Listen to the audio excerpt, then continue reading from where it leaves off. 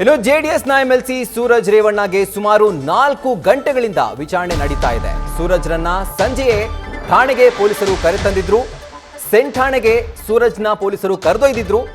ಅಲ್ಲಿ ಪೊಲೀಸರು ಟೆಕ್ನಿಕಲ್ ಎವಿಡೆನ್ಸ್ಗಾಗಿ ಠಾಣೆಗೆ ಅವರನ್ನ ಕರೆತಂದಿದ್ರು. ಸಂತ್ರಸ್ತನ ದೂರನ್ನ ಆಧರಿಸಿ ಹೊಳೆನರಸೀಪುರದಲ್ಲಿ ಇದೀಗ ಎಫ್ಐಆರ್ ದಾಖಲಾಗಿದೆ.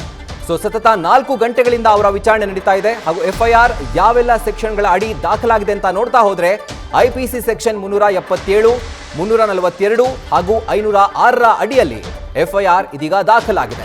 ಎಫ್ಐಆರ್ ದಾಖಲಾಗಿರೋದ್ರಿಂದ ಎಂಎಲ್ಸಿ ಸೂರಜ್ ರೇವಣ್ಣಗೆ ಇದೀಗ ಸಂಕಷ್ಟ ಬಂದೊಡ್ಡಿದೆ. ಯಾಕೆಂದ್ರೆ ಬಂಧನ ಆಗುವಂತಹ ಸಾಧ್ಯತೆ ಈಗ ಜಾಸ್ತಿ ಇದೆ.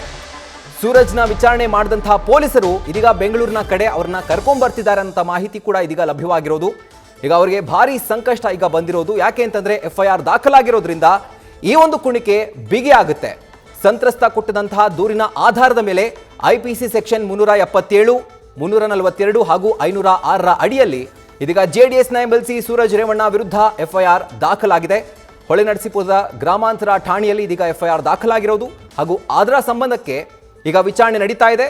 ಸತತ 4 ಗಂಟೆಗಳಿಂದ ಸೂರಜ್ ರೇವಣ್ಣಗೆ ಪೊಲೀಸರು ಪ್ರಶ್ನೆಗಳ ಸುರಿಮಳೆಯನ್ನೇ ಸುರಿಸ್ತಾ ಇದ್ದಾರೆ.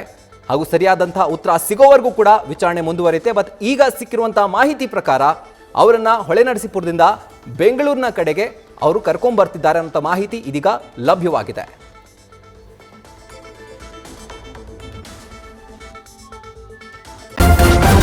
ನ್ಯೂಸ್ ಫಸ್ಟ್ ನಿರ್ಭೀತಿಯಿಂದ ನಿಮ್ಮ ಪರವಾಗಿ.